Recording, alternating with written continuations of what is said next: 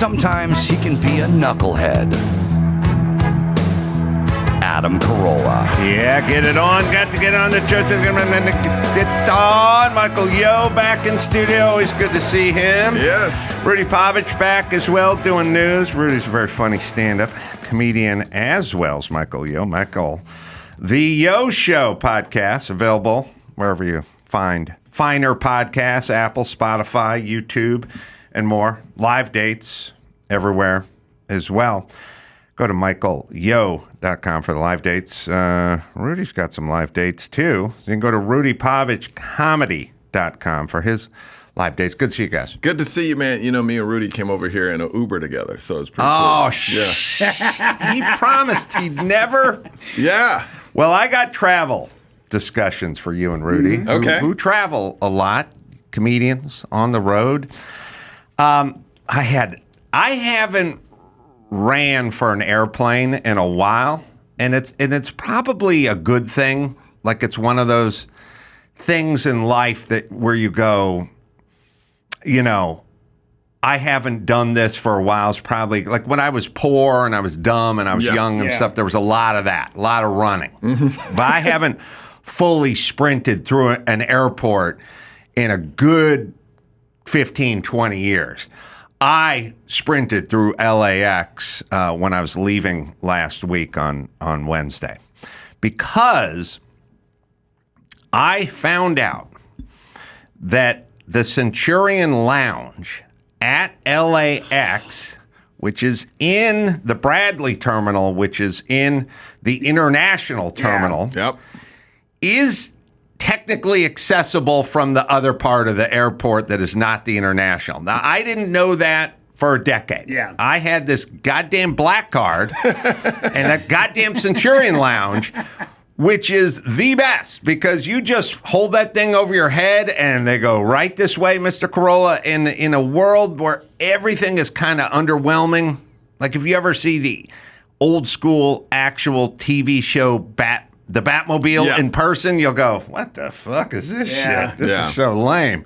There's like electrician's tape on a sawed-off steering wheel. You know, it looks like shit. But anyway, this is not that. This is them walking you and giving you your own private room, and it is the best. Yeah. But every time I leave LAX, I lament that I'm not going to Paraguay or Israel, so I'm going out of the domestic flight, so I can't get it. Nobody in all the years, and this is an interesting part of life. Every time I fly out of LAX, every time I did, I'd have a first class ticket about half the time. And I would inevitably find myself at some lounge trying to get in, United, you know. And I'd go in, I got a first class ticket to Salt Lake City or first class ticket to Nashville. And they go, we only do them for cross country. You got to go to New York. You know, there's that one. Sometimes I'd go, I got a ticket from here to New York first class. And they go, we only do international. And I go, okay. What's the difference between flying from New York to Paris versus LA to New York? It's the same fucking distance. It's the same amount of Jet A fuel, and it's the same time in the air. Why can't you honor this? I go, we just do international. Okay. So then I always whip out the black card.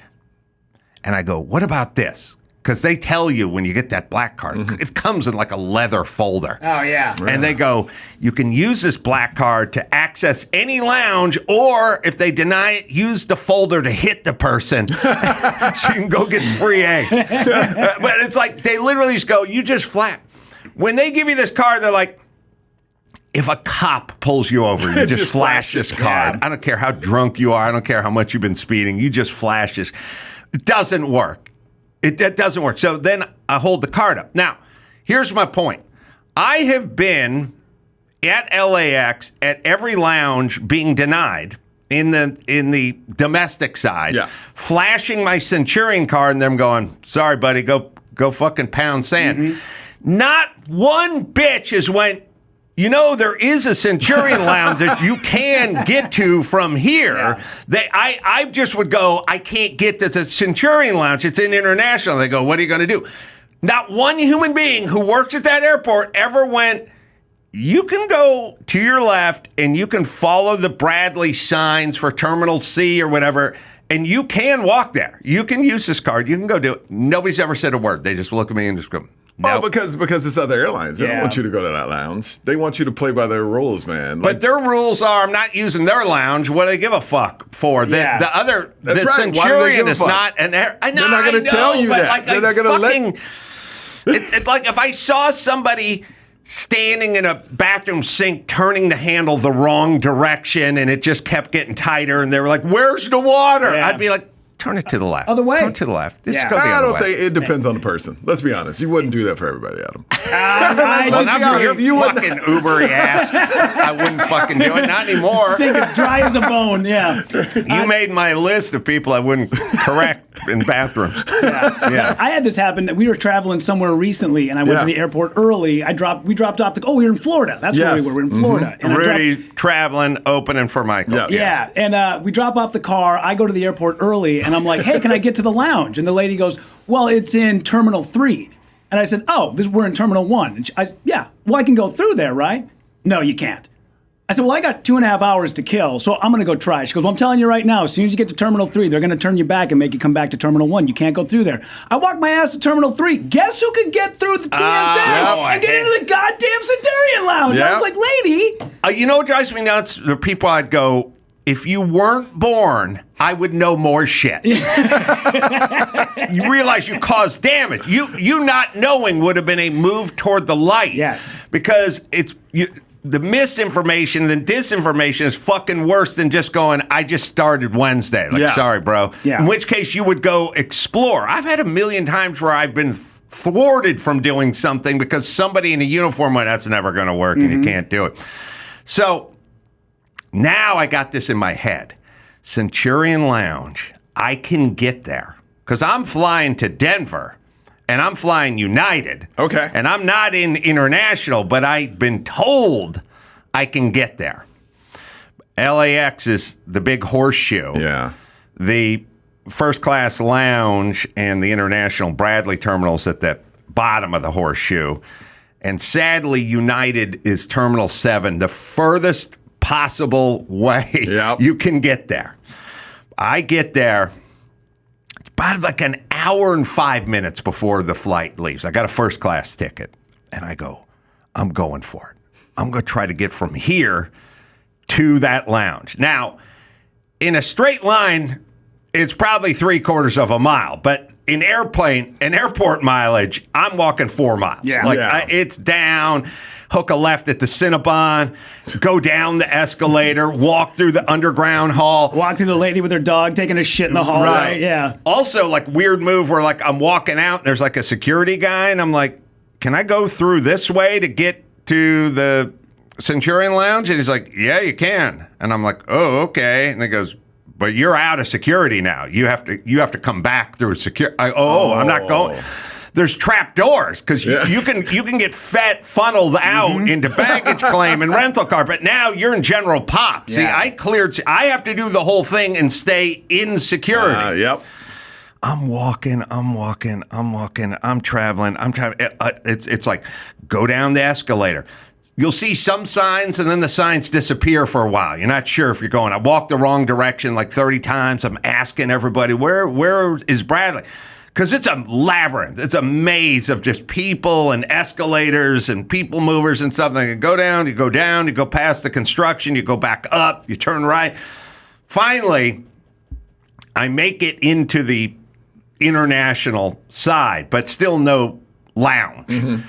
And I'm looking at my phone, and I'm like, I don't know if I'm going to make it there. Mm-hmm. So at some point, I talk to someone, and I'm like, you go down to the C terminal on 47, you turn left, and you keep going. And I'm like, flight's leaving in like 30 minutes or something, 35, 40 minutes. It's taking 35 minutes to this point. I time myself, but I made a bunch of wrong turns along the way and had to be corrected. So I was trying to take some time off of that.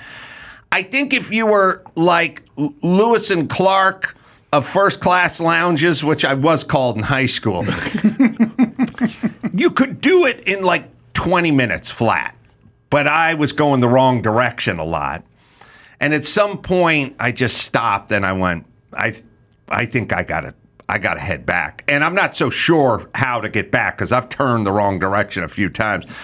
So then I start heading back, and then I start going like the wrong direction and stop and have to come back again. And then I get the call from Mike, like, everyone's on the plane. Oh, and they're closing the door in 14 minutes. And I'm like, oh, shit.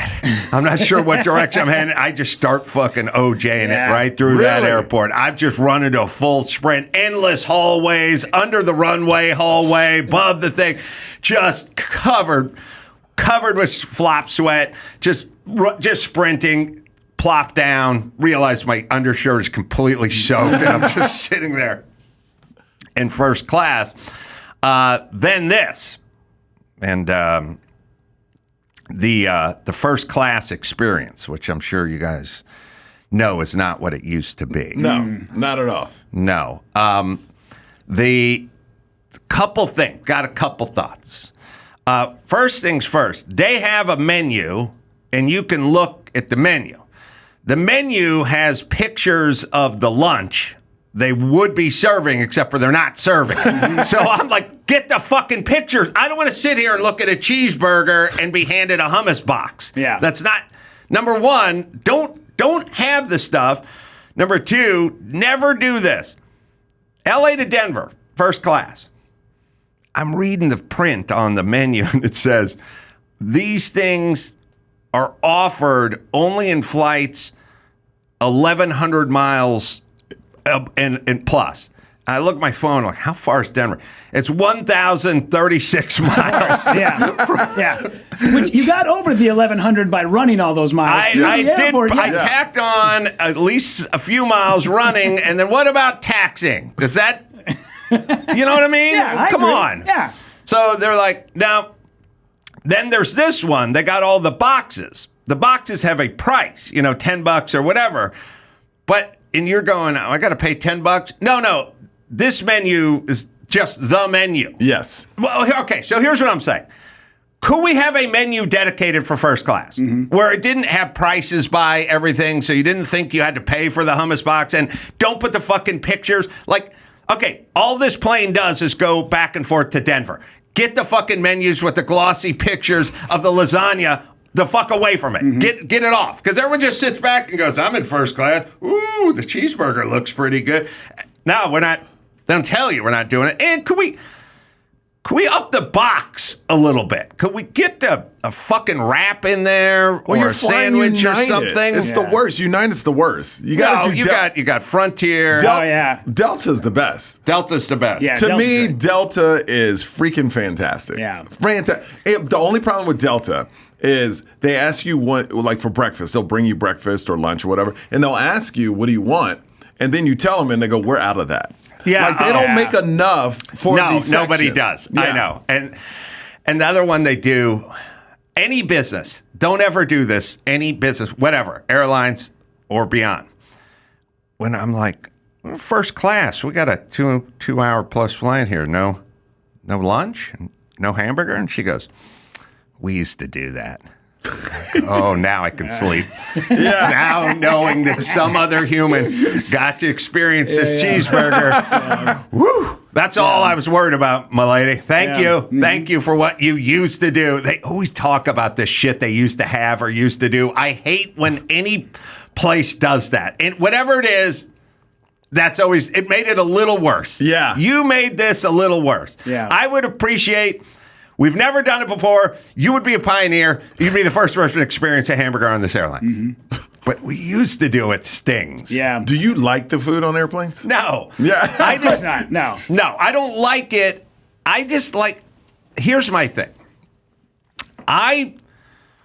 Food is like, you walk through the airport, right? And you pass the Taco Bells and the Chick-fil-A's and the McDonald's and stuff.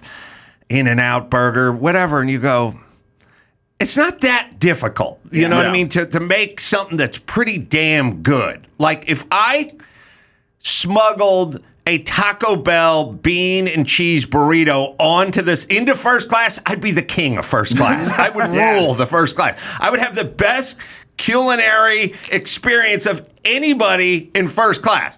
That fucking burrito costs $2 and was made by a semi-retarded 19-year-old, and I'm the king of first class with this piece of shit burrito. You got to up your game a little bit past my burrito. Let me ask you about this. Friday, I was at the Centurion Lounge in Vegas. You son of a bitch! High roller. That's right. A guy walked in with burrito, sat and ate burrito in the Centurion Lounge. I'm like, who the fucking Rockefeller is this guy? Wow. Bringing his own food into I will the say though, lounge. the Centurion Lounge is great food. Oh, great. That's what I'm saying. Yeah, it's a fantastic experience. No, I'm just saying you shouldn't be in first class going, blah, blah, do you want this fucking fake cheese with the dry stick thing you dip into the thing? And also, I know we're saving a nickel here and a dime there, but just charge an extra $8 and give me something decent here. I know it's not a black card, but if you guys want, go out and get yourself a Sun Country Visa card for $69 a year. They give you one free drink on every flight, which I feel like I have to take because I pay the annual fee. And even if I'm like completely hungover and it's Sunday and I got to go hang with the family, I'm like, give me that vodka soda. I pay the annual fee. I know that drink. He should be drinking just because I've never heard of Sun Country. I don't even know what that is. It's bad. I feel the same way about the first class food. Like my thing is I got a first class ticket. I'm from poor people. I want my fucking free shit. Yeah. That's my mentality. All right. Other stuff I looked up and did over the weekend. Had this thought. Never had this thought before. I was in Wyoming at a great, beautiful, I'll just call it dude ranch, doing a corporate thing. Wonderful, spectacular horses and hiking and nature and everything good. And I was looking at the horses. The horses were by where I was, and I kept looking at the horses. And then I was talking to Mike August, and Mike said, they keep these horses out here year-round. They're outside. And then he goes, man, winters are brutal. And, the grass gets all frozen and everything, but they just give them hay. And I was like, man, that sounds bad, just eating hay in Wyoming when it's freezing. And also, I just started really thinking about eating hay. Yeah. I was like, man, I get like certain, animals and certain diets, but I never really got hay. Hay just seems like the worst thing you could eat. Yeah. And it's all dry, and they just drop it off, and it's freezing outside. Now, what could be worse than cold hay? Then later on, first class food. cut up an apple and was feeding the horse apples, and then everyone goes, yeah, the horse loves apples. I actually told Joe to look it up. They like sugar cubes, they like carrots, they like apples, but Joe looked it up. They eat lots of stuff. They eat candy, a lot of candy. I mean, they don't eat peppermint candy. They like themselves a candy cane. They like Skittles. Skittles. What else? You looked it up, right? Like they like Skittles, and they like Lifesavers, and they like sugar cubes, and like butterscotch candy, watermelon cube. Watermelon. Okay. So horses have a sweet tooth, but they have to fucking eat hay, which is brutal because I used to just think, they fucking like hay. They got a fucking brain the size of a walnut. They like hay. Leave them alone. But now I realize, oh no, they would much rather have butterscotch candy than hay. Now, my kids would rather have butterscotch candy than hay too, but now it seems cruel. Because they have to just sit there and eat this tasteless, odorless, fucking dried out piece of straw. It's like eating a wicker basket for fucking lunch, but they'd much prefer a nice cut up apple. Yeah, this is like Elon when he brought internet to all those indigenous people and they just like totally flopped out with porn and got fat. If you start feeding, can you imagine all the fat horses at the Kentucky Derby with big guts on them and all bloated? Skittles and Lifesavers. I think more than what they eat is the shit you think about, Adam. That's what gets me. I'm very empathetic. You're looking at horses going, wow, they got to eat hay. I have never thought about that. That is next level. When I see an animal eat, like when I see certain animals, I don't know, like gorillas or whatever, they like yams or something. There's some animals that like a yam. Yeah, yams are good. I like yams, like I get it. I go, yeah, I'm with the monkey, with the yam and the banana, and they like oranges and stuff. Like that's the viral clip from Adam. I'm with the monkeys. I'm with the monkeys on that. But when I see a horse eating hay, I'm like not down with the hay. And now it seems cruel. And now I wonder if you have a horse, should you ever let them experience the apple? You know what I mean? Because it's all fucking downhill. Should be like kids, man. If you don't want them to eat it, don't give it to them. No. Well, horse should just have hay. But the kids are like, I don't want them eating the candy, but they can have it as a treat. But then they move over to mac and cheese or pizza. They don't go to hay. No. Their life would be ruined. Yeah. They'd be traumatized. Maybe we should do that to kids. Move them to hay. Start them with hay. Just start them with hay. They would never know anything different. Then everything they get besides hay is amazing. You could give them spinach and they'll be like, yeah, this is great. Oh, you'd fucking blow a guy for spinach if you were just eating hay. It'd be the only time anyone ever ate just raw, unbuttered, uncooked spinach and went, thank you. Thank you. This is amazing. A fucking celery stock. A dry celery stock would be a huge move from hay. Yeah. I'm just saying, I don't know if I'd want horses eat bananas. Evidently, they'll eat anything, is what we're figuring out. I'm just saying, I wouldn't want them to go from the penthouse down to the outhouse. Like Elon with the internet and the tribesmen, right? Yeah, we do it with deer back in Minnesota. You put a bag of apples out on your front yard, deer will come every night looking for those apples until the day they die. Really? Absolutely. Just one time One time. It takes one time. As soon as they get the taste for it, they come back. It's unbelievable. You have two herds of deer. Sugar is stronger than cocaine, Absolutely, man. Yeah. Stronger than cocaine. They sell cubes, like giant cubes, 5x5 cubes of sugar that you put on a post and you put it in your yard. It's called a deer lick. 5 inch by 5 5 inch by 5 inch, yeah. And they'll just come out and they just lick the sugar and it totally brings them in. Yeah, absolutely. Well, speaking of food, and you guys weigh in. So, I don't know. Should I be as bothered by many things as I am? No. Before you even say anything, no, you shouldn't. No? Okay. I think. But how would you process this, Michael? Here we go. How would you process this? I shot a dry bar special, a clean special. You? I did. Wow. Yes, I did. Thank you for your surprise. No, but I'm not used to you clean. I know. 45 minutes of clean comedy. And how'd it do? Crushed, worked great. But Everything were you was great. happy with it? I was very happy with it. Okay, great. I was very happy with it. Now, because I was shooting this special that I knew was on the calendar several months in advance, I said, all right, I'm gonna get in a little shape. I'm gonna lose a couple pounds, try to get in a little bit of shape before I shoot the special. So I did. And I spent a month basically just going protein and keeping it clean, no carbs. And lost about 13, 15 pounds or something like that. Nice. Did good. Kept it tight, didn't stray, discipline, hated it, good. Between the first taping of the show, like the, 7:30 show and the 9:30 show or whatever it is, in the intermission, they came back and they said, we're going to order pizza.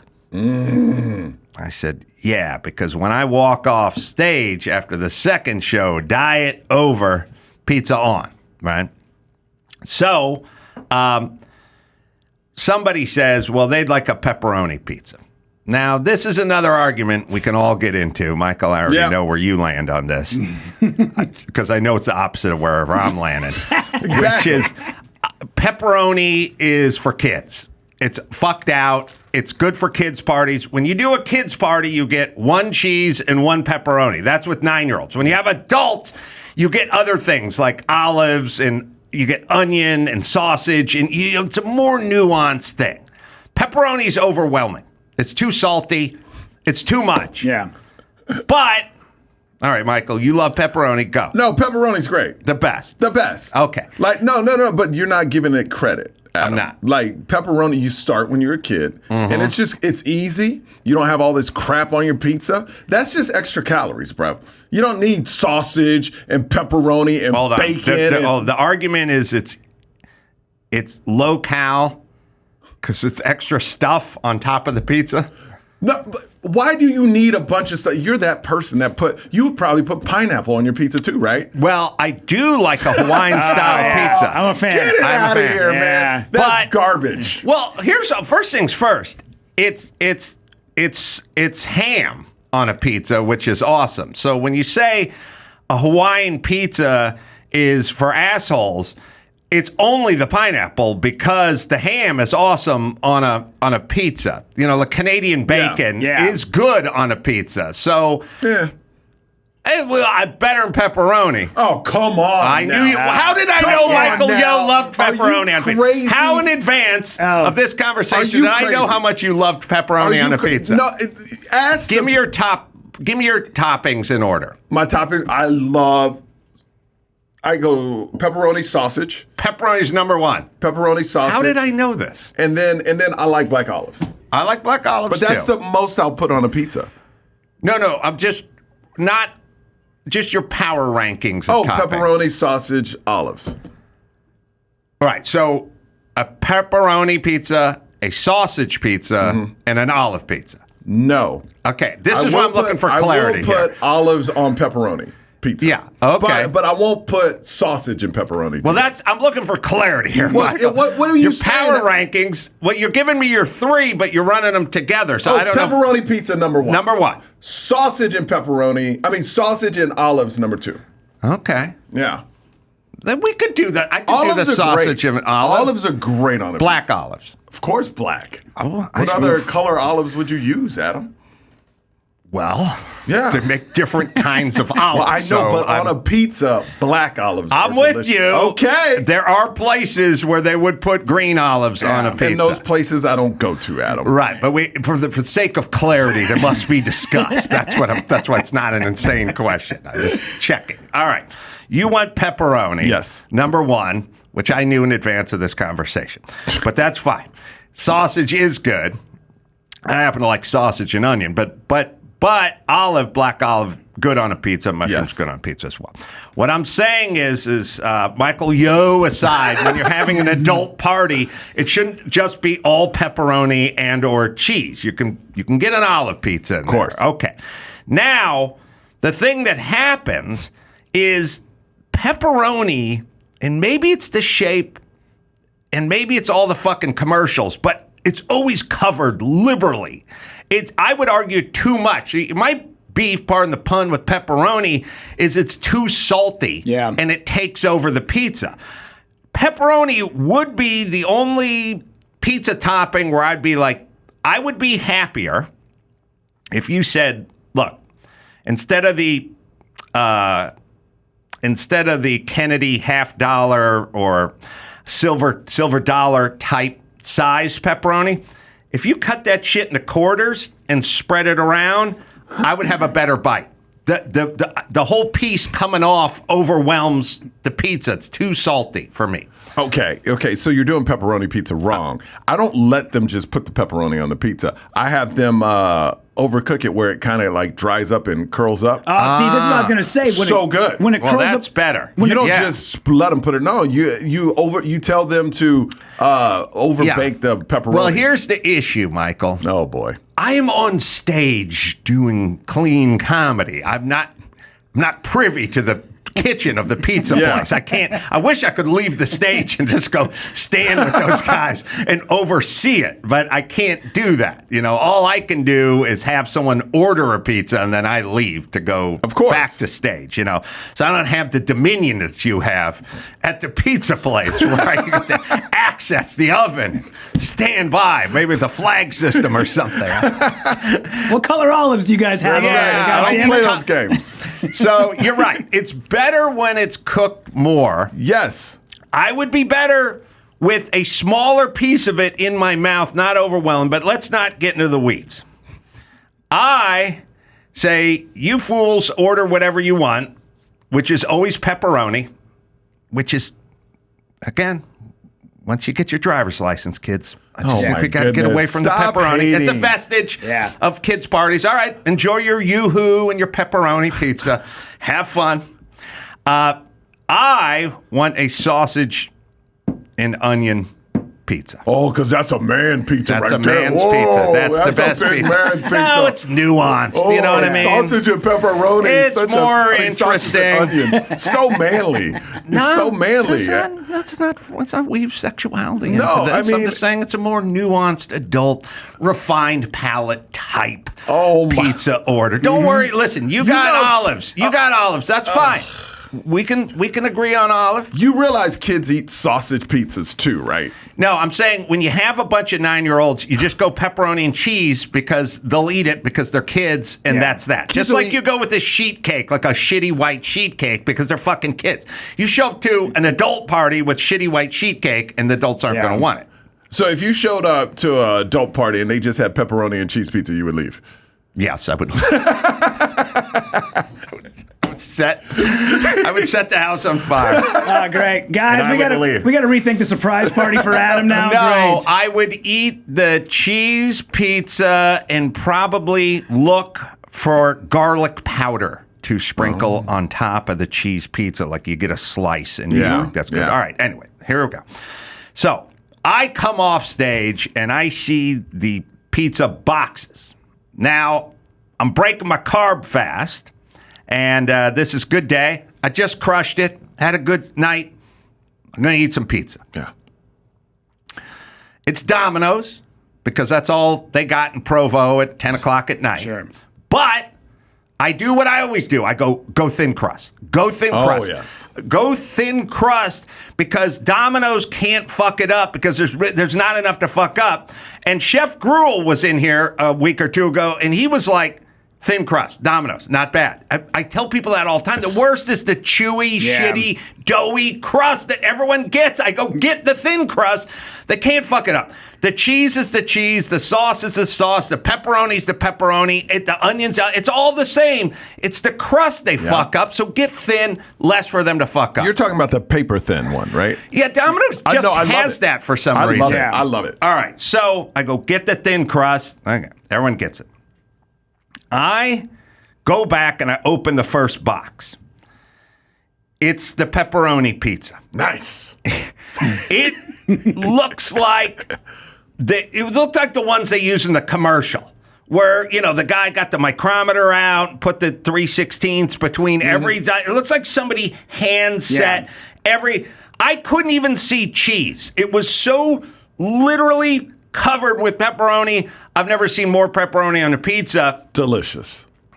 Too much pepperoni, too salty, And too salty. they curl up and it gets grease inside of like a little bowl. It's Oh my gross. God, you're eating pizza. Then I go, well, that's not mine. Then I lift the sausage and onion one. Can't find. There's now the thin crust. They cut it up in squares, not in wedges. There's literally whole squares with no sausage and no onion. It's missing. It's completely missing. And there's this one has one piece of onion that goes in between the two pieces. I'm like, where is the sausage and where's the onion? And everyone's looking at my pizza going, there may be some under the cheese over there, but I can't see any sausage. And I'm thinking, okay, who did this? And then also, could it be the same human being? Could it be the same one who meticulous, who basically said, this person ordered pepperoni on their pizza and pepperoni they shall get. Yes. And then thought this person ordered sausage and onion and they shall get none. They were like, who is the crazy person that would order sausage Yeah. with onions? Because pepperoni is in our commercial the best pizza we serve. Right, because we serve shitty pizza for retarded people and kids. Yeah. That's why they show it Oh, that yeah. way. Okay, yeah. Now, I'm glad you didn't get any sausage, Adam. but here's what I'm thinking. Here's what I really want to explore. Okay. It can't be the same person. Like, I was backstage with August, and I go, there's no way the same human being was in charge of these two pizzas. 100% it was. Same person. 100%. Yeah. They sit in a line and the person puts the toppings on and then it goes to the next person. They put it in. So it's the same people. The exact same people. All right, so you know this for a fact. Well, I watch it when I go in and pick it up. Okay, yes. so it's Domino's, right? You know Domino's? I know Okay. Domino's, yeah. It's a real connoisseur over here. Hey, I like my pizza. All right. You love your pizza, but you go to Domino's. All right. The point is, that same person, the person that basically with the pepperoni did the card fanning trick, Yeah. magicians just, like just every square acre of this fucking pizza is going to be covered with topping. Then the sausage and onion came down the conveyor belt, and they were like, nah, not real. And first off, onion is essentially free. Like, I mean, it's like it doesn't cost anything. And the person, whoever this person is who ordered the sausage and onion, let's remove me from the equation. They ordered it because they want it on their pizza. Like, that's what they want. Yeah. Like, they want it. You open this fucking thing, it was like, could not find any.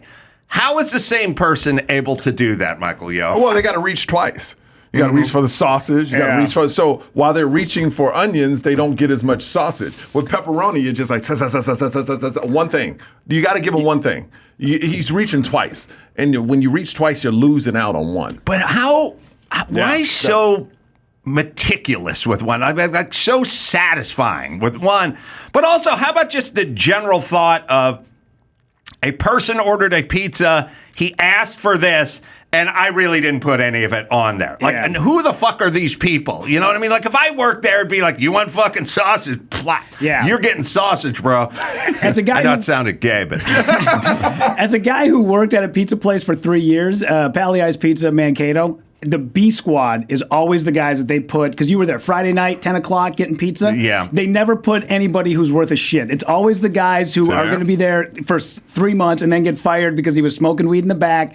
That guy, not a model employee.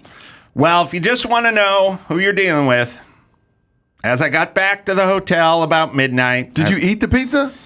I tried to assemble a sausage and onion pizza by pulling pieces of stray sausages and putting them like on one piece.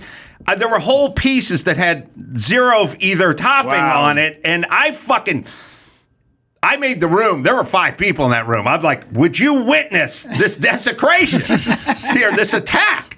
And everyone's like, where is the sausage and where's that? And I had to assemble it. I ended up having no one else had any. I just had like 3 pieces.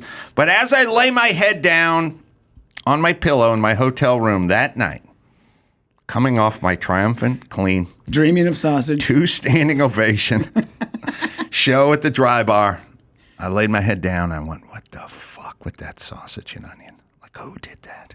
How? That really Who bothers me. is that person? Yeah. Who is the person that just doesn't?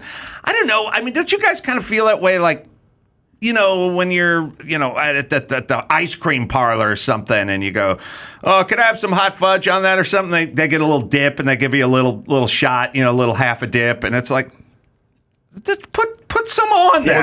Well, they did that at Chipotle, and then people started videotaping them, and then Chipotle now overserves you. Yeah. Because some people were mad they were putting really? too little. I feel the same way. I was out in Reno a couple of weeks ago or wherever. This one, I brought it up. I'm not going to dwell on it. But you order a martini and they bring it back and it's half a martini and you're like, just fucking fill it up. Like, would you? Yeah. And also, the bartender makes it, right? The waiter's getting the tip from you and your table, right? If I'm the fucking waiter and the bartender does the shake and pours it out through the sieve and comes up to halfway up the thing, I just go, hey, Bob, just fucking pour a little more vodka. Like, I'm not bringing them half a fucking martini. By the way, I'm getting tipped, and the martini's $22. Like, just fucking fill it up a little more. I don't like that. Look, I want every employee to be passionate about their job, but when they think they own the place, like they take this, some people take this ownership like they don't really go above and beyond because they're trying to cheat you out of certain things. I don't like that in businesses. Well, Like, it's not, you work at the bar, at the place in Reno, you're the waiter. You're not buying the booze. No. You know, No, the guy that's what I'm ordered a saying, fucking yeah. martini, just fill it up. Yeah. Yeah, I don't get people who work for $14 an hour and are very passionate about their job. I don't understand these people. Oh, yeah, like the guy where you go, like the guy's getting $14 an hour at the movie theater, and you're walking, like you go, oh, my wife wants her sweater because it's cold in the theater and my car's right there. And once you leave, you can't come back. Oh, And I'm my God. You can watch me. I'm just going to walk over to the car I got the gray Mercedes, and then I'll just get the sweater. I'll come back. Do you have your ticket stub? No, I threw it away. Why don't you have your ticket? I didn't. I think I needed it. I just threw it away in the popcorn thing. I can't let you out.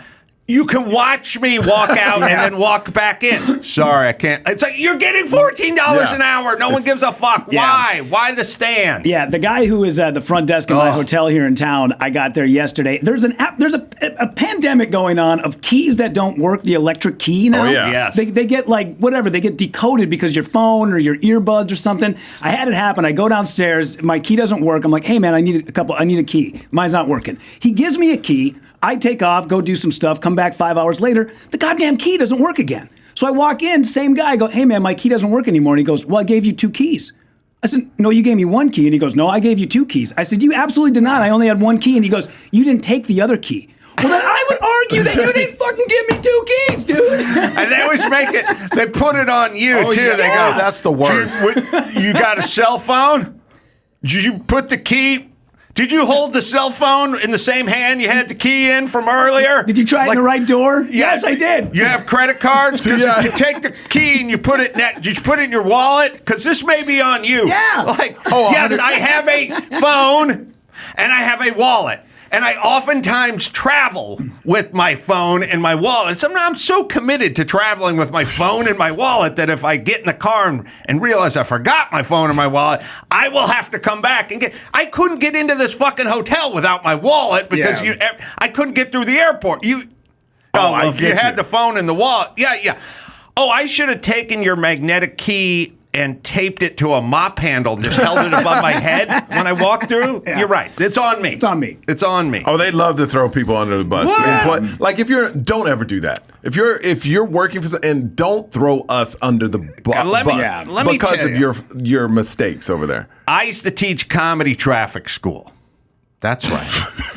That was my job. It let us amuse you. I love it. When Now I understand. taught comedy traffic school, I had to get bonded and certified by the DMV. They don't let any Yahoo come in there and teach traffic school. Pepperoni, pizza, eating Yahoo. Fucking stop it. Domino's worshiping Because fucking Yahoo. pepperoni people aren't working for comedy driving schools. We're living our Not best a comedy life. driving, a traffic school. Whatever it is. Now listen to me. I had to go to the goddamn DMV and take a 3-hour test. I got to see the back of the DMV, people. A place you've never been. Yeah, Valhalla. The back of the DMV. Sat there for 3 hours because they give you official certifications that you have to sign for people that is from the court because the court needs to know you went to the DMV. So if you went to traffic school. So if you're a traffic school instructor, you have to be bonded and everything. And then they got super strict rules. Everyone needs, I don't know what it was. I think it was 300 minutes of instruction. And there's no, if someone shows up 20 minutes late, they have to stay during lunch and get 20 minutes of instruction, or you'll be fired, or the DMV will bust you, or I would have people show up 2 hours late for my class, and they'd come in and they'd go, oh man, I thought it was in Arleta. I go, sit down. Just fucking sit down. What the fuck do I care? Yeah. And by the way, I was bonded and could get fired if I let them sit down because they would have monitors from the DMV. You know what I mean? Narcs. Sitting around plain clothes guys to bust people who are letting people leave, at lunch and shit like that. But I was always like, I don't give a fuck. This is a shit job. What do I care? What is it with the $14 an hour guys who've made it their fucking mission I first of all, I don't think you were ever in jeopardy because nobody wants that job. So you would have never got fired. So that's first of all. The DMV would have ratted me out to let us amuse you. They would have not gotten anybody else to do that job. There were many greats who passed through the halls of let us amuse you over the years, Mr. Yo. No. Name another. Louis Anderson. Mort Saul, Lenny Bruce back in the day. Oh, they traffic school. That's what they told me. I saw W.C. Fields' picture up there. Oh, yeah. Lenny Bruce signed the Richard wall. Pryor did Marx it. Brothers. Richard Pryor, Eddie Murphy, all of them. Pryor did a couple of weekends. I was told. That's what I was told. George Carlin. Well, everyone started somewhere, Michael. Yeah, maybe that's what I'm doing wrong. I need to work for a traffic school. I was told that. That's all. I saw some of the pictures in the hall. No, but I agree with you. I mean, there's these people that get paid a certain amount of job, but they feel like they own it. And then, like, when they give you not enough for what you're paying for, I hate it. Just do your job. And do it right. Yeah. And then let me leave. I don't want to bother you. You shouldn't want to bother me. What I need is lots of caring about certain things, like how much martini I get, and then lots of non-caring, like, oh, you want to leave? Yeah, just go leave and come back. I don't give a fuck. Yeah. You know what I mean? I need apathy and concern, depending on what it is. Yeah. That's how it should work. I also hate the guy who has to card the lady who's like obviously in her upper 80s at the bar. Like that is always. I still get carded. I'm like, what are you doing? What, dude? Like, what are you doing? Seriously? Well, what happens is they card the lady. See, at the airport especially. I've seen it happen a bunch. They card the 44-year-old lady, and the lady's like, oh, it's been a minute. Oh, thank you. Yeah. And then the salty sea captain comes in with the gray beer, and they go, I need some ID from you. And then the chick's crestfallen because they have to card everybody. I was literally, it's in one of my books. Like, there was a fucking Burl Ives, full gray sea captain sitting at a bar in Arizona in the airport, and the guy behind the counter's like, I got to see some ID. And he just goes, you got to be shitting me, son. All right, let's take a break. We got news with Rudy and Yo, and we'll do that right after this. Simply Safe. If you're like me, you think about safety, and you think about people. And that's who you value the most, because you can replace the watch or the necklace, but the people. And there's a lot of crime, especially going on here in L.A., I mean, every time you turn on the radio, some other celebrity got their home busted into, and those are just the ones they're reporting on. I've trusted Simply Safe to protect my home for over a decade now, and I've partnered with Simply Safe to offer my listeners 20% off a system. Just visit simplysafe.com/Adam. We all use it here, and when you pick up and move, you pick up your Simply Safe system and you move with it. It's not hardwired. They also have exclusive live guard protection. Simply Safe agents can act within 5 seconds of receiving your alarm and can even see and speak to the intruders inside of your home. Named Best Home Security System by U.S. News & World Report 5 years running. And Best Customer Service by Newsweek. It is Simply Safe, right, Dawson? Protect your home this summer with 20% off any new Simply Safe system when you sign up for Fast Protect monitoring. Just visit simplysafe.com/Adam. That's simplysafe.com/Adam. There's no safe like Simply Safe. Morgan & Morgan, life can be crazy sometimes, and one person's negligence can result in another person's settlement. That's right. So if you ever get injured, check out Morgan & Morgan, America's largest injury law firm. Over 100 offices nationwide and more than 1,000 lawyers. So they got enough to cover you. More than $20 billion recovered for 500,000 plus clients. So it's a lot of money. It's a lot of clients. Morgan & Morgan has a proven track record of fighting to get you your full and fair compensation. Going on the road and doing stand-up every weekend, well, that can be hard, but submitting an injury claim with Morgan & Morgan, well, that's easy. Right, Dawson? If you're ever injured, you can check out Morgan & Morgan. Their fee is free unless they win. For more information, go to forthepeople.com/Adam or dial #law #529 from your cell phone. That's forthepeople.com/Adam or #law #529 from your cell. This is a paid advertisement. My wife, she's white. Ooh, it got quiet. Okay. But my wife is just not white. She white. Now, I know a lot of people in here are white, and you're questioning yourselves right now going, am I white? No. My wife is whiter than you. My wife is from Gillette, Wyoming white. You hear that? When white people in Timmy like, damn. That's white. But we got a beautiful family, man. We got 2 kids. My son is now 5, my daughter's 2, and they're black, white, and Asian. That's right. We gave birth to pandas.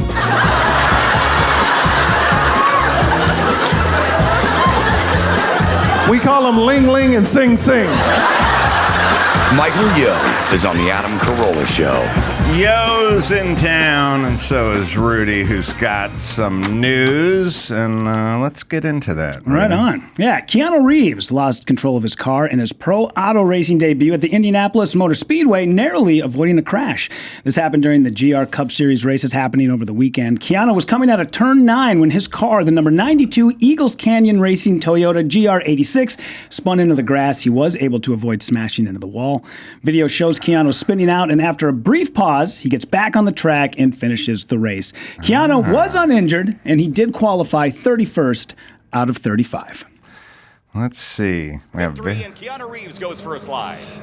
Doesn't look like there's any contact there necessarily. That's BRZ Toyota. So this is a spec series. And the number 92 will What's that mean?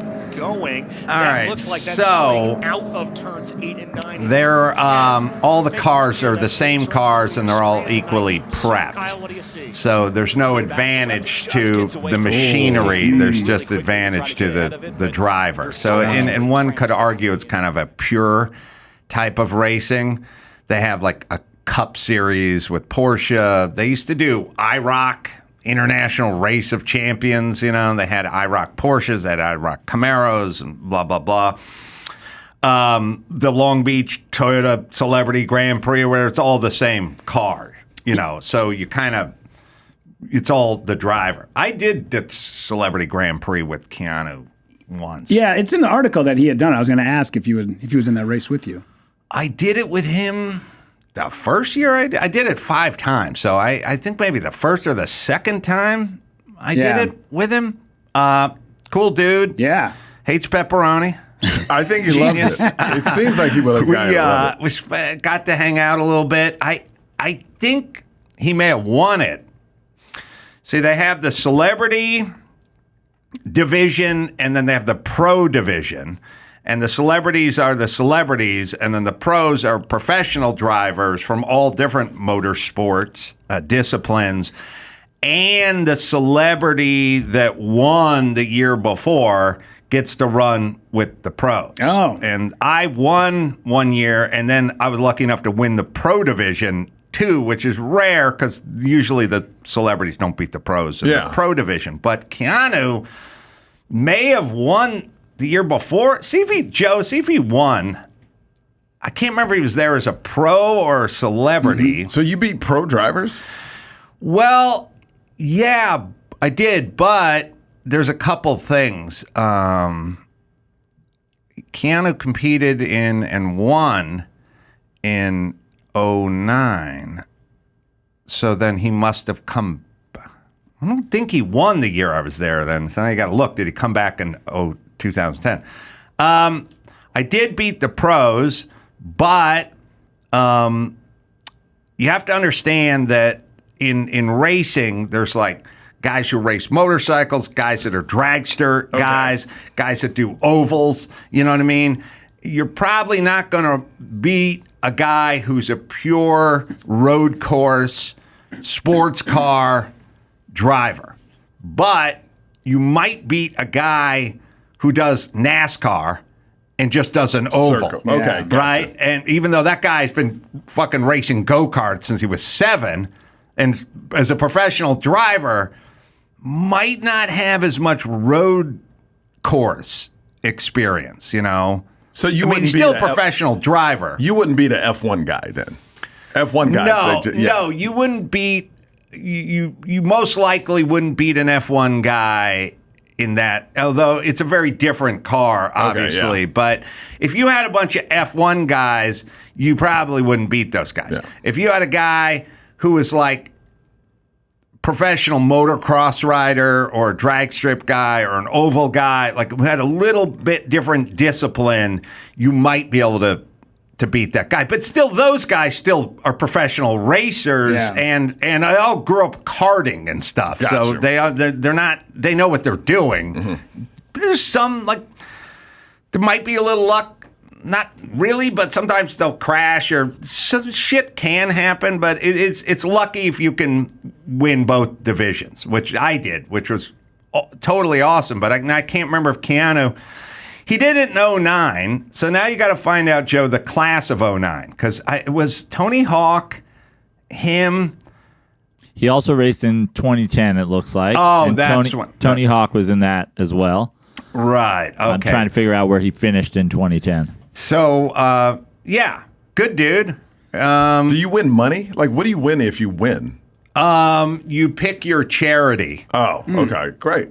And mine was a Children Sausage Lovers Foundation. A lot of kids don't have access they have to no sausage. kids in that it's organization. all pepperoni, Yeah. and the kids don't have access to it. A lot of inner city kids don't have sausage, and I give back, so I just kind of... You gave all the kids sausage. Is that what you I did? gave all some, showed them my sausage, bro. Yeah, you have a sausage and onions. Huh? Okay. I picked some sort of, I don't know, charity or something, and they donate. Oh, to good. the That's charity. good. So That's no, I good. didn't get anything. Do you win money winning the pro division? No, it's more they. If you win as a celebrity, you tell them in advance what your what cause. charity is. Yeah. And then they take all the car numbers and they put them all in the helmet, and you reach in and you grab your little piece of paper, and whatever number it has on it, that's your car, because they don't want anybody futzing around or having any car advantage or Gotcha. picking out their own car that they drove at practice or something like that. You pick your car, and then you pick your charity, and you visit the children's hospital before that. And if you win, your charity gets the money in the pro and or the whatever division. Last question. Do they have qualifying laps where they know where to put y'all in order? Oh, yeah. Oh, they do. So they do it like okay. Yeah, everything's qualified. Everything's in order. You're just not picking where you're going to start out of a hat, too. No, It's a charity event. they'll put the fast guys up front, and they'll put the slower guys in back, and then the pros start 30 seconds behind the celebrities. Got you. And the pros are all in red cars, and the celebrities are in all different color cars, but not red. Got you. And the pros will be 30 seconds behind with their own like pace car, and then the pros will try to catch the celebrities, and you'll catch caught Wanda Sykes on the first lap, like you'll catch them. She doesn't have a lead foot, you say? But then, there are other guys, Josh Brolin, those guys can drive. Like they're guys, they're celebrities who can definitely drive, and you may not catch them because the car doesn't really have any horsepower, How a fast lot of does it go? horsepower. The key, you can find, Joe, somewhere on the internet. The last time I did it, I was going down the straightaway and had Max Pappas like literally bumping me the whole time down Shoreline. The rub is kind of like at the end of Shoreline, which is the longest drive. It's probably about 3/4, Joe. Probably about 3/4 into that race. The last one I did. The rub is sort of like you're probably doing about 130, maybe 135.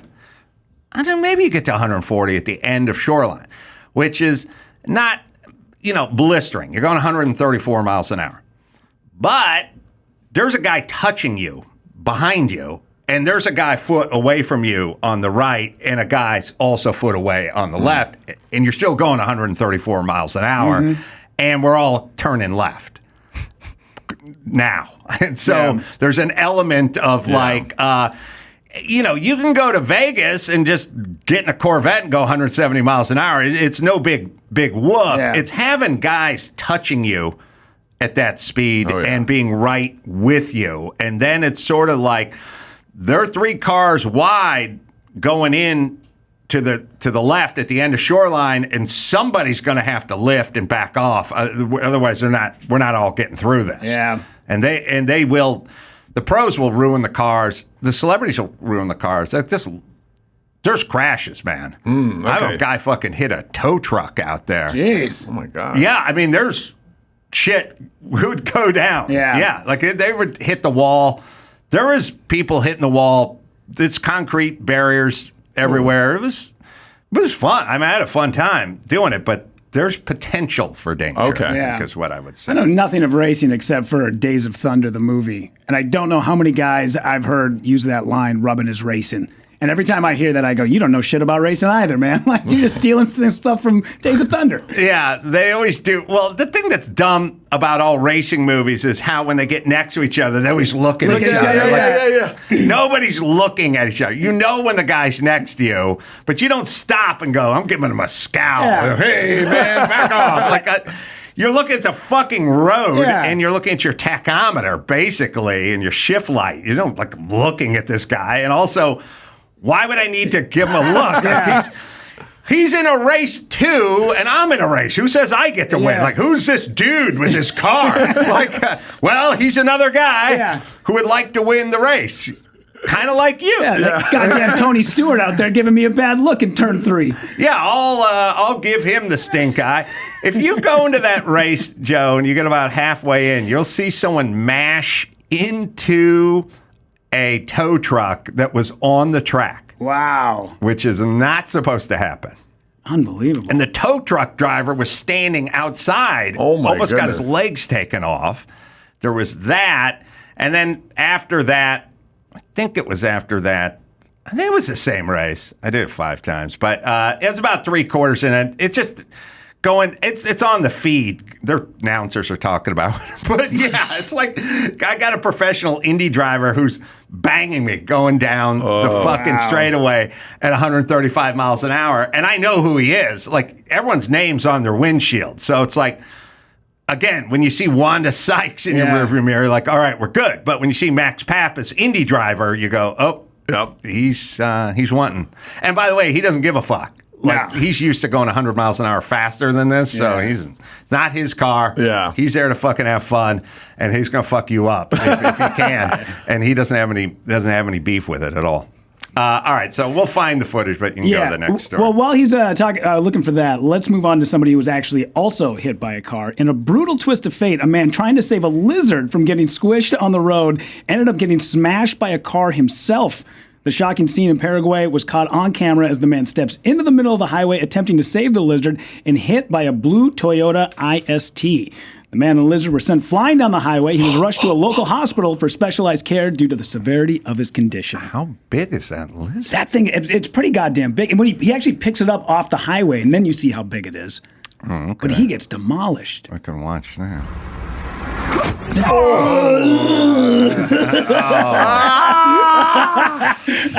No word on the lizard, but that guy got fucked up. Oh, man. Like, why? Why do you do stuff like that? Like, why do people feel like they need to save something in the road? Unless it's even a person, you just like, you stop, maybe you help out. I don't know. I would feel, if I saw something, I would drive around it. I'm not going to put my life, I got kids. I'm not risking my life for a lizard. Oh, man. It's like when I was watching this TV show. But you would, what about a puppy? A puppy? No. Okay. No. Some people would do with a puppy. Well, people are idiotic with puppies. First of all, I'm a dog person, but I'm not like crazy dog person. Like these people that take their dogs to restaurants and put them out. Yeah, well, fuck, I want to run those people over. Yeah, I'm with you. Yeah, like that dog is outside in the heat under the table. Like that dog wants to be in the heat under the table, not at home chilling. Like people, I don't like that. But what about inside the restaurant? No. Never on planes, anywhere. Leave your dog at home. I totally agree. Yeah. Well, thank you. One thing we finally agree on. Well, no, you're agreeing with me. I've been on this rant for 20 years. Come on now. Yeah. All right. But yeah. why? That just Where's that fucking race? That's Yeah. right. It's on the internet. I feel like it's just, I don't know, 7 laps into a 10-lap race. Yeah, Yeah, we have the whole race. It's just a matter of finding that moment. Well, the reason I'm telling you where it is on the tape is so it narrows that search down a little bit. That's about 7, about 3/4 of the way into that whole race, I think. It's on there somewhere. Red cars, you'll see. It must be like a location thing with the animals and how much we care for them, because I was driving down the highway in northern Minnesota, this is a couple years ago, and a deer ran into the side of my vehicle head first and basically knocked itself out. It was laying on the highway. It was still alive. You could tell it was definitely seeing stars. And a guy in a pickup truck, long hair, big flannel, gets out and says, well, we gotta kill this thing, and pulls out like a Rambo serrated knife and went to go jump on the deer's back to slit its throat. And there was a guy, it was me, my daughter, and then a guy and his kid. God. And the two dads are like, hey, dude, let's give it a couple minutes, man. Like, it's still moving a little bit. Finally, the deer, after about maybe 10, 15 minutes, gets its senses and gets up on its legs and takes off. And the guy was like, visibly angry that we stopped him from slitting the throat of this y'all poor all deer. stayed there 10, 15 minutes to watch this deer? Well, we wanted to make sure it got out of the road, but we had See, still called Michael, the I DNR. would've fucking kept going. home. I would've kept Pepperoni going. pizza by then. I don't stop. I don't stop. It's too dangerous to stop. Yeah. You know? Well, It is now, yeah. well, speaking of other So monsters. did the thing got up and made its way back to nature? Yeah, it was about 15 minutes. But that guy sat on the hood of his truck with that knife, just Wow. like sharpening it on his stone, just ready to kill this thing. Yeah. Eager for the fray. Yeah. Well, speaking of other monsters, a resurfaced clip shows disgraced music mogul Sean Diddy Combs warning a 16-year-old Justin Bieber to keep quiet about the things he does with Big Brother Puff. In a 2011 appearance on Jimmy Kimmel Live, Diddy sat next to Bieber as they discussed the development of their friendship. Ominously, Diddy added what sounded like a very big warning to Bieber. He knows better than to be talking about the things he does with Big Brother Puff on national television. Everything ain't for everybody. Yeah. There's a clip of that Yeah. somewhere, I think. There it is.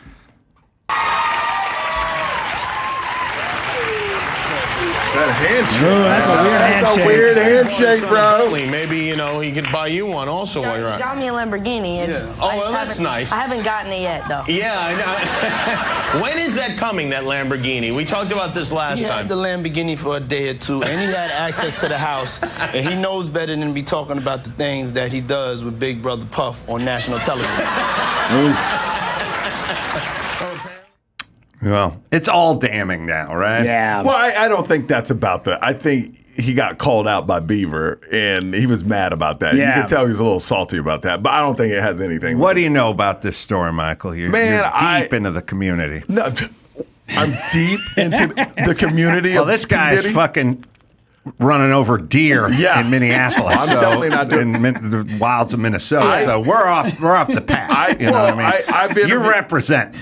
No, I'm not I representing. just Dick. heard your comedy. Yeah, I'm a black. I'm married because to a I'm white black, woman. I'm Yeah. representing Diddy now. You know way more. What kind of shoes you're wearing right Jordans. now? Okay. Oh, my now God, we're stop done. it. We're done. You're wearing Jordans. So I've interviewed Diddy. What kind of? What are you wearing? I'm wearing Nikes too. Yeah. Yeah. Are they Jordans? No, these aren't Jordans. They're All just right. Nikes. I'm yeah. 0 for Jordan. You're 0 for Jordan. Yeah. But we got one We got Jordan. one in Jordan, here. yeah. He should be commenting on this story. I've interviewed P. Diddy 4 times. That's what I'm saying. I've never met the man. Stop it. I've never met him. You never had him on any of your shows back in the day. I do not think I've ever met him. Just at his parties numerous Just times. at his I party. mean, he's come up behind me at parties. Yeah. When I've dropped my keys. There you go. But, How'd it feel? I think it was him. There was so much baby oil, I wasn't sure who it was. Yeah, so I had to interview him at his house in Star Island in Miami, where a lot of these parties are. This I is guess. why I turned to you. So they let us in his kitchen, in his backyard. That's all the places we could go. They said you can't go anywhere else in the house. So I interviewed him, and it was great. So you And took a shit in his kitchen? I did right in the sink, bro. Right in the sink. They'd let you into the bathroom, though. Come No, on. no. No bathroom. You couldn't go pat the kitchen and outside. That was Really? it. That's it. Wow. And at the time, you don't think anything about it, but there Yeah. was probably people trapped in there. That's why they didn't want you to go. So to what the do other you what do you guys think? I mean, what's your? one. I think it's true. I think it's all true. I mean, not this many stories can come out about somebody and it not be true. Yeah. It's like Bill Cosby. Like when Dave Chappelle said, after the 30th one, I was like, all right, this may be real. Yeah. You know, like so many people have stories. And of course it's true. It's crazy with money how much you can get away with. But my thing is, when do you get so famous that you think, I'm a sex traffic now? I'm a traffic people. Well, I think we should get into this a little deeper. First, we have a clip of that race, and then we'll do it. I'm gonna tie this up, and then we'll take a break and get into it. And I'll go ahead, fellas in the control room. Probably say the clock's off by about 20 minutes, but okay. All right, here we go. Sorry. This is, I think, the last year I did it or something. Let's see if this. But remember, there's a lot of experience in this field right now, and it's probably one of the most talented fields we've ever seen here. Torres under attack. Ooh. Watch this. It's going to be trouble here. No, good job. Recovery was good. Adam Carolla with a great move through there. Adam Carolla responded a little late. Didn't know that Dare was coming up the inside there, but he did a good job of getting the car under him. Torres is all right. How far into the race is this? Lap 3 of 10. All right, lap 3. Okay. But remember I kept saying the number 7 and then 3/4 of the way into a 10-lap race? Did you hear that? Lap 7. All right, well, then that's how you would know this wouldn't be the thing. That's why I tell safe things. All right, you can stop that. That's all right. But the reason I'm saying 3/4 and lap 7 of a 10-lap race is because it's... Is this the correct race? I don't even know. Is it the last one? We don't know. We have a... Oh, it's the last... All right, it's titled there's a few things Toyota I'm saying. Long Hold Beach on, Grand hold Prix on. question mark. All right. It's the last one they ever did, so that'll be good. Yeah, I think that is the race, but it's the last one. That's how you'll know. And then the other thing will be the 7 or the 6 or, the 3/4 in. But it won't be lap 3 because otherwise... How's Frank? You would have said lap 3. I would have said lap 3. Yeah, I saw his name up there. How's Frankie Muniz as a driver? He's fast. Yeah, really? Oh, yeah. Yeah. He's a really good driver. He's a real fast driver. He's done open wheel stuff and like Indy stuff as well. There's a few guys. Alfonso Ribeiro's fast. Frankie Muniz. Oh, he's super fast. Oh, wow. There's a bunch of Josh Brolini's. There's a bunch of celebrities who are kind of quasi-pro drivers, like, because they can't. Well, because racing is expensive. So you can't do it on the cheap, really. So you have to have some money and you have to have a little bit of time. Yeah. All right, but anyway, it'll be 7. Yep. Yeah. Okay. I never got. This happens to me very frequently in life, but I'm not sure why. I'll just tell you. You're very passionate about this clip. You're going to get this done. No, I end up being more curious as to why it's not findable when it's just on the internet and it's the whole race and it's the last one and it's 7 laps in and it's just on the internet. Like why? I don't know how the internet works. I'm not really blaming people. I'm going, how come I think if I had a computer in front of me, I could find this? Now, I know what it is. Yeah. But the information that I would put in would still be last Toyota celebrity race or something. Then I would scrub it to lap 7. Maybe you should make this a through line for the rest of your year. You just, every show, have you found the clip yet? Have you? It is every show. It is every show. Does that you not listen to this program? I don't know. I do not blame people. I'm perplexed by the internet because there's sometimes. The other day I wanted to know about Bjork. Oh yeah. And I typed in Bjork's name and I knew everything about Bjork within 30 seconds. But then there's this, and it's not findable except for it's sitting there, maybe next to Bjork, on the internet somewhere. How fast is Bjork? She a good driver? She can drive. Yeah. Bjork, she was in the pro division with me. Is there a chance it was Torres that was bumping you and not Max Pappas? Torres cut me off and... Well, just go to the race and go to lap 7, and then we'll see. Yes, Torres cut me off horribly. She's a horrible person who did a fucking horrible thing to me in this fucking race, 2 laps in a fucking row. Well, we have that. And then Max Pappas started bumping me down the straightaway. Yeah, there are also, I should say, there are things that happened before Max Pappas was bumping me, but yes. There's all kinds of... Sorry. Been spectacular. That's her cutting me off. Like a fucking bitch she was. Wow. And I lost all my momentum on the straight, so Max Pappas is catching me. It's not the hard part. It's the tight bend at the end of it that's turn one. Breaking into two groups here. Outside group's got a good run. Pappas in there as well. And the 104. They're drafted each other toward the front on the outside lane. That will help. See, this is exactly what I was asking for.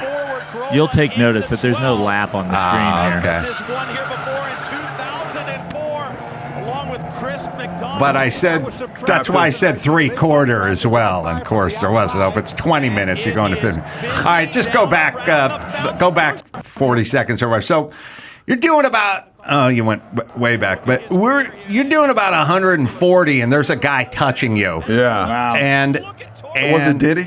It wasn't Diddy. and there's a guy right next to you, and you're all coming into a 30-mile-an-hour turn at 140, and that's where the shit. That's all right. That's it's Al Unser's driving too. Yeah, that's where the shit goes down at the end. And this is where supposedly a car. Well, not supposed. It did. A car hit a tow truck and almost took out a dude's legs. Oh yeah. Right. Oh yeah. That guy could have got killed. Yeah. Isn't that initially why you got the clip to show us the tow truck part, or the? I can't remember. Yeah. Yeah. Well, the tow truck. You'll find the tow truck clip. We'll take a break. We got some Diddy stuff I want to get into, and yeah, we'll find a guy almost getting killed by a tow truck. Okay, great. Which they shouldn't happen because you're not supposed to be racing when there's safety equipment on the track. Yeah, that was a mistake. So that was on the racers. Didn't want to stop racing, even though there was safety equipment on the fucking track around a blind corner. Yeah, and the guy, it was really dumb. Like they should have black flagged the race and told everyone to stop. Instead, they yellow flagged it, which meant you can keep going, but don't hit the guy in the tow truck. And all the fucking celebrities and racers went, I'm not fucking slowing down and letting that guy ahead of me go. Yeah. So everyone just went for it. And that's when a guy almost got killed in the middle of like the most sanctioned race there is. So it's like crowds and safety equipment and flagmen on every corner, like walkie-talkies and fire suits and guys, safety guys and everything, right in the hub of it all. It's sort of kind of like Trump getting shot in the ear. Yeah. It's like in the middle of all this, there's some Yahoo on top of a shed with his dad's gunning rifle. Like this is what guys with walkie-talkies and right in the middle of all this. You got that guy? Yeah. That's what happened. All right, quick break. Back with the boys right after this. O'Reilly Auto Parts. They're in the business of keeping your car on the road. O'Reilly offers friendly, helpful service and the parts and knowledge you'll need for all your maintenance and repairs. I've always gone to O'Reilly. I used to live up in the hills in La Crescenta. I'd go to the one up on Foothill. Still there. They've got thousands of parts and accessories in stock, either in-store or online, so you'll never have to worry if you're in a jam. The team at O'Reilly Auto Parts can test your battery for free in or out of your car, which is nice. You don't have to pull it. If it needs to be replaced, they'll help you find the right battery for your vehicle. Need your windshield wipers replaced, brake light fixed, quick service, they'll help you find the right part or point you to the nearest local repair shop for help as well. Whether you're a car aficionado or an auto novice, you'll find the team at O'Reilly knowledgeable, helpful, and best of all, friendly. So the professional parts people at O'Reilly Auto Parts are your one-stop shop for all things auto, do-it-yourself, and you can find what you need in the store or online. Stop by O'Reilly Auto Parts today or visit O'ReillyAuto.com/Adam. That's O'ReillyAuto.com/Adam. It's time to check Adam's voicemail. East man, Joe in Florida. I got a rich man, poor man in 2024 for you. Believes they're middle class. Get it on. You can leave us a message at 888-634-1744. Oh, that's interesting. Yeah. What did he say? I think he said believes they're middle class. And what I'm talking about is a rich man, poor man game. Okay. I'll get into it some other time. But the amount of debt. Okay. Yeah. So here's an interesting time that I don't like, by the way. Okay. Every politician and every celebrity is trying to downgrade their past, you know?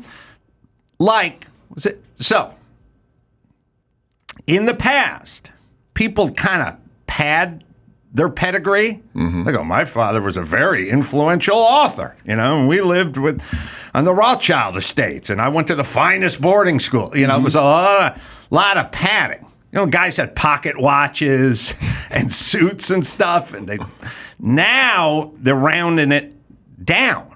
You know, everyone's, middle class. I grew up, hard scrabble. I slept in my car. Yeah. Everyone has it possible that every third celebrity slept in their car? Yeah. No, it's fucking bullshit. Everyone, Posh Spice. I just sleep in my car. It's like, Posh Spice. Yeah, I mean, okay. And so everyone is rounding down. I don't like it. But it's funny when they're rounding down because sometimes it doesn't comport with the record. You know 100%. What I mean? And it was but it's interesting. So I was in here doing my show with Dr. Drew the other day, and I said, we were talking about Kamala Harris, and I was like, I don't know. Did she work at McDonald's? And then I was like, if she worked at McDonald's, which one did she work at? And then the boys in the booth said, well, it would have been in Oakland. And because she grew up in Oakland and she was raised in Oakland. And I said, well, but no, she was in Canada all through junior high and high school. She was in Montreal. She went to a prep school. And they're like, no, she was from Oakland. She lived in Oakland. And I was like, yeah, but then they moved and she went to a prep school, like a good school in Montreal where she went to junior high and high school.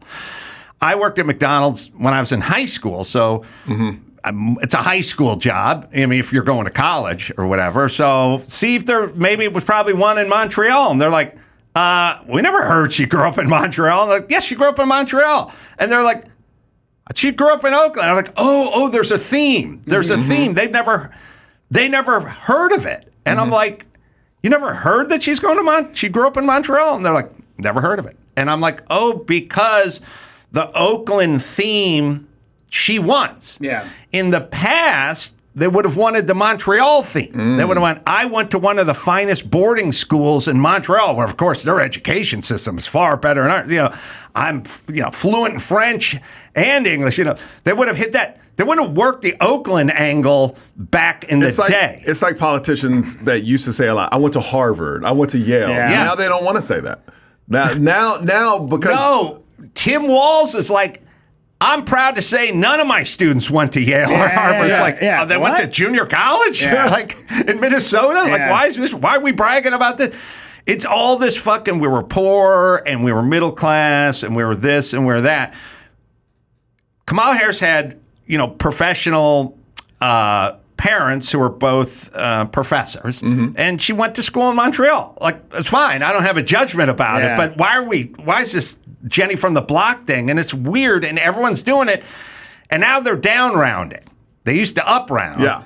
First off, where were these people when I was fucking poor and grew up in a shit box in North Hollywood? I would have preferred people coming down to me because I could give them some shit stories, but it's also weird when you actually were that person, and now you got everyone going, yeah, we had it tough too. And then someone will go, but your dad was a lawyer for Nabisco, wasn't he? Yeah, he was, but he didn't have a lot. It's like, but in defense, Trump says the same thing. Like, he didn't get as much money as people say he got from his dad, and he grew up but he tries to downplay that too when he's approached by it. Everybody so he does the exact same tries to do it, but he doesn't say I was poor. But he said, I didn't get that much money. He goes, I only got $100 million.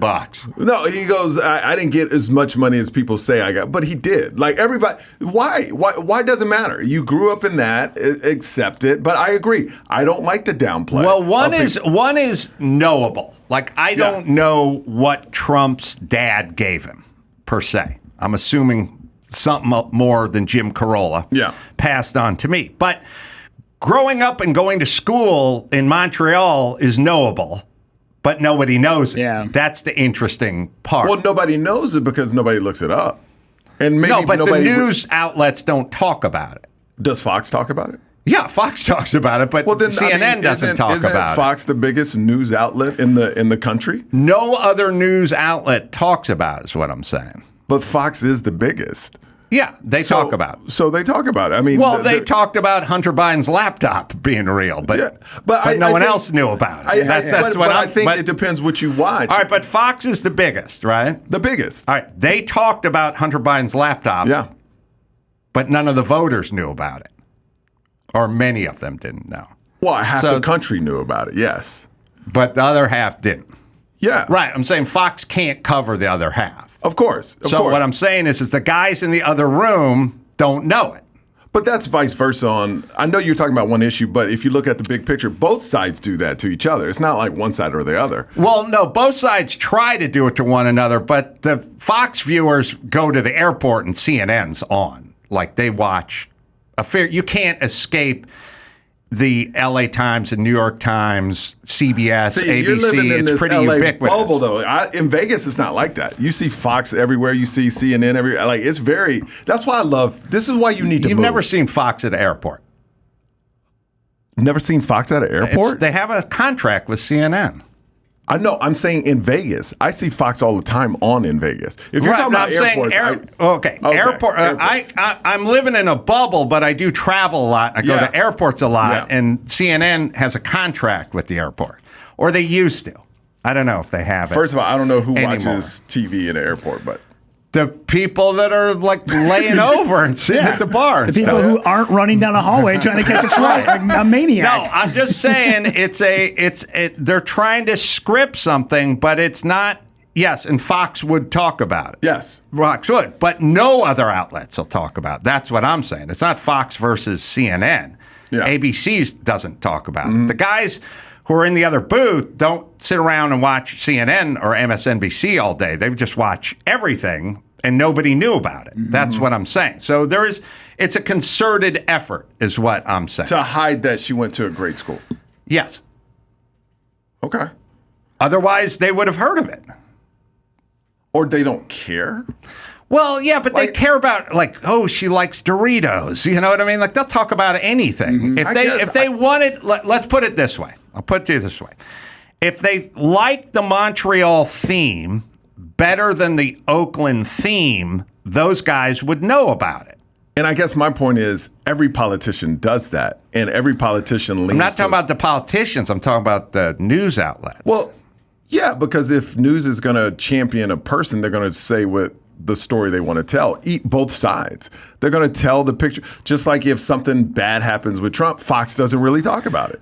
Right. Fox, but there's 19 other outlets that I'm saying. Okay. It's New York Times, LA Times, even ABC, CBS. I mean, Trump's on CBS, he's on 60 Minutes, and he's arguing with Leslie Stahl about Hunter Biden's laptop. Yeah. And she's explaining you can't prove anything you don't have. Why? That's CBS. That's not CNN. So it's ubiquitous, is what I'm saying.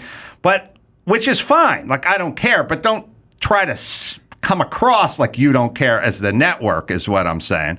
But the theme is, if they wanted Montreal over Oakland, we would know it. Is what I'm saying. And I don't like the down round we're in now. People went to a good school, got a good education, parents were professors, so fucking shoot me. Yeah. So what? And we used to like that in the past. Not this guy doesn't know anything.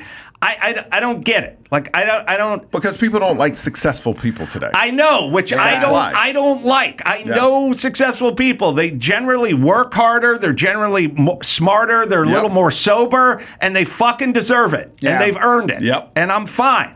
That's why I love P. Diddy. Guy has a mansion in Miami. Yeah. I had an old program director that used to give me shit about when I was on the radio back in Minneapolis about talking about going backstage and being with the bands and blah, blah, blah. And be like, it's not relatable. I'm like, well, why do you think people listen to us? So we can go back and have these interactions and come back and give our listeners that information of what happened with these artists. Well, I think today, I just think today people don't want to hear about how great you are. They want to hear about how average you are. But look at Instagram. It's all people with private jets, and I got but the this. people on and Instagram don't vote. Like, take away. So the people, like, we think social media drives. It doesn't. It'll drive a false narrative where everybody's talking about. But it's like, I don't think it affects people voting at all or people going out there. I think people trying to round down because average is in right now.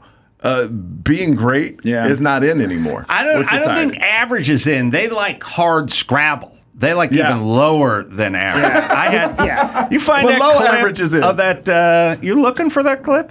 You are. Yeah, if average was in, then Mark Zuckerberg would just give away his fortune. Yeah. You know, he wants the money, obviously, but he wants people to think he's. Are you still looking poor. for that clip, Adam? I want to know how the internet works. I just feel like I don't know. What happens is sometimes they stop looking or they don't look for stuff. No, we're looking. We have a clip of a tow truck nearly getting, and the guy telling everybody to slow down as they pass by, but we don't have a collision with a tow truck.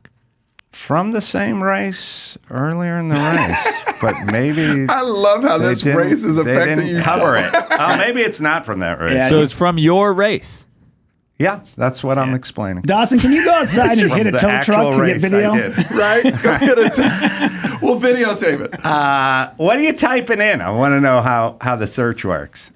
Long Beach Grand Prix. Long Beach Grand Prix 2014 tow truck collision. Well, maybe don't. We've put tried a lot. Yeah. Rudy finds Rudy, it. better hope Rudy doesn't find it. That would be. I love the new Kinder, Gentler You though, Adam. Mm-hmm. You're like suggesting. Like it's questions. It's like, so maybe I like that. I think the part where it was a race I was in was implied, but I wasn't. I did not say. I don't know. You guys probably thought I was talking about my race where the guy got hit. We started there, and then the only thing we could find at the Long Beach Grand Prix was a different clip of a tow truck nearly getting hit. So maybe that is the one. Maybe you're wrong. I don't know. Let's see your clip of a tow truck nearly getting hit at the Long Beach Grand Prix. And then I'll tell you about, I had a program director in radio told me to pour it down too. This is an Indy race then. So we can move on because that was at professional Indy cars. And I'm speaking of my race from the celebrity and pro divisions where we drove the Scions that won Keanu Reeves. The red cars. Yes, actually. I got that, the red drove. Cars. Yeah, F1, Indy cars wouldn't be the one I was discussing. Who hit the person in the tow truck? One guy went around the corner and just hit the wall. Oh, so it wasn't Wanda Sykes. It wasn't anybody famous? No, it was an actor who'd won it years earlier. Wanda Sykes, can you imagine this? What the hell's going on? No. Goddamn tow truck. Brett Davern? Is it Brett Davern? Oh. Brett's an actor who's a real nice guy. And I think he came around and hit the tow truck when somebody moved out of the way quickly. But I had and also maybe the good folks at Toyota don't want this footage of a guy in their race almost killing somebody. Their irresponsibility. Could be part of it. But I've definitely aired it on CarCast and stuff like that. But again, the internet. Rudy can't find it, so you guys are off the hook. I had a program director when I was on K-Rock would tell me the same thing. Yeah. He'd go, "Our listeners are a bunch of like 15-year-olds who like skateboard from Orange County, and you're talking about sitting in first class with Alec Baldwin after doing Letterman." And I'm like, "Well, that's my life." Yeah. You know? And they're like, "Yeah, but you got to connect with these people." And I'd go, why? First off, why are they listening to me if I'm just them? Do you know what I mean? Yeah. Like, I'm the one who's got the microphone in the studio. You're the one up on the podium who's running the country. I want a genius with the greatest education running. I don't want me. Yeah. That's just another jack-off doesn't know what the fuck he's doing. You know what I mean? So I don't get why you're trying to be me when you're you're going, look, I would like to be the most powerful person in the world, but I still want to be like you. And it's like, well, I drive a postal truck, and I live in Arleta, and I make $61,000 a year, and I have a lot of debt. credit card debt. So do you want that person? And I don't want it both ways. It was the argument they used for a couple candidates, like when I was growing up. Oh, it's a guy you could have a beer with, like one of your friends. I was like, I don't want my friends to be present. None of them. No. Well, not only that. I don't want any of my friends to be present. I've said this a million times. The beer you're never going to have. Yeah. You're never having a beer with Barack Obama. But his policies will affect you. Yeah. So with that in mind, no matter who you like, get the beer off the table because there shall be no beer. Maybe white wine with Kamala. I don't know. But there's not going to be any beer. But so that's not going to touch you. But there could be some policies that may affect you. Yeah. But see, so just figure out whatever they're good or bad. You pick the policy person and then make your decision. Adam, get the beer off the table. You're acting like people actually read and really go into policies. No, you don't have they to. Don't, you don't Adam. have to read. You can just kind of. You know what it is, Adam. They say what they want to do. It's a popularity contest now. It is. Who do I like? I don't know what they're gonna do, but I like this person. Let's go.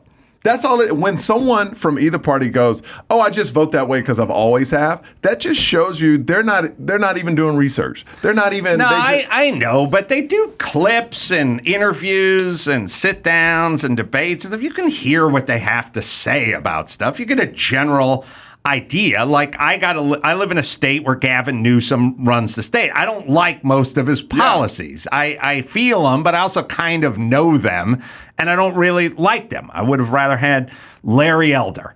I would have liked his policies more, but I didn't have to read it. I just know who these guys are. Yes, people are lazy and stupid. And what, out of the United States, only like 25% vote? Like for a total election, 25 to 30% vote. So yeah, I don't know. Well, what percentage are of voting age? Is it? Would you say 80 or 70% of people are like of voting age? Yeah, but they say, and I think I'm correct in saying this, only about 20, even on the best elections, only about 25 to 30% vote. Well, let's figure it out. You figure there's about 330 million people or so, right? And then you back out 75 million people that are under 18 or something like that, or 100 million people. Well, wasn't the last election the biggest election as far as voting wise? Yeah, like 80 million people is a big number. So what is that? That's 20. That's a third, maybe, or maybe it's 27% of people vote or whatever. So you're appealing to those 27% of people, and they're just voting. Well, Rudy's got his computer open. He'll tell us. Yeah, I was going to say, this was as of July 1st of 2023. It says the United States population 18 and over, 262 million. We were pretty close at our 250 thing. Mm-hmm. And then 80 out of there is 27%. I think we're dead nuts. So what percentage of eligible voters?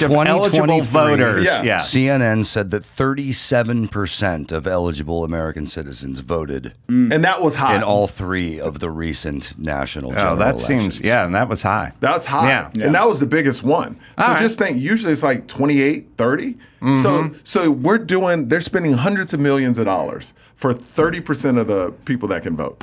And that's money that could go to me hiring people who could find shit on the internet, too. You know what I mean? All right. I've seen I want you to know that this did exist and looks like it was pulled down. Toyota did it. Yeah, Big it tow must truck. have been scrubbed. Yeah, it wasn't televised elsewhere, though, so you may not have heard of it. The absolute worst track officiating we've seen in, well, maybe forever. Check it out at the 1 minute, 25-second mark in the video below. And then no video below. Because video you kept talking about it, and they were like, "We got to erase this thing." I mean, it was it was a tow truck parked just around a blind right corner. Oh, tow truck drivers out there. One guy's right behind the other guy, and the guy in the lead sees it and swerves, and the guy behind him just plows straight into him, full speed. Can I tell you what I hate is when those FedEx trucks park like where it's one lane and you can't even see. There's footage? Just a still picture. But the footage that did exist was from the Jumbotron at the race. Oh, wow. That is now gone. If you look to the far left, you'll see part of a tow truck just sticking out. One guy spun out. Yeah, man, shit could happen. But why not? Let me tell you, winning those 2 races, people tell me all the time.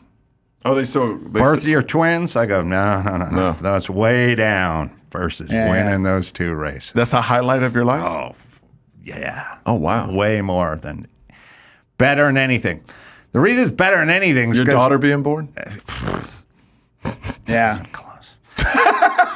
Because how often are you standing on a podium being sprayed by champagne? Yeah, you know what true. I mean? I've seen plenty of kids get shit out. I've never seen any champagne flying. You haven't been in a club in Miami. Yeah. Let me tell you, that happens all the time, baby. Yeah. Bottle service, yo. Yeah, you know we do. I'm not average, Adam. I'm above average. Oh, man. He likes his pepperoni crisp, yo, and his champagne wet. That's what we do over here, Adam. All right. Well, you earned yourself a plug, Michael, yo. Oh, yes. Got a podcast, Comics on Canes, which is college football. Football. There's a logo. So me and Rudy, we talk about, I'm a big Miami Hurricanes fan, so we break down the game every week, and it's taken off, so thank you for everybody listening, but check it out. And the Yo Show podcast as well. And you guys are going to be out doing dates, right? DC. Toss out both websites so we'll know michaelyo.com, and go ahead, Rudy. Yeah, RudyPavichComedy.com. Yeah. And me, Nashville, going to be at Zany's. Adam Ray's going to come out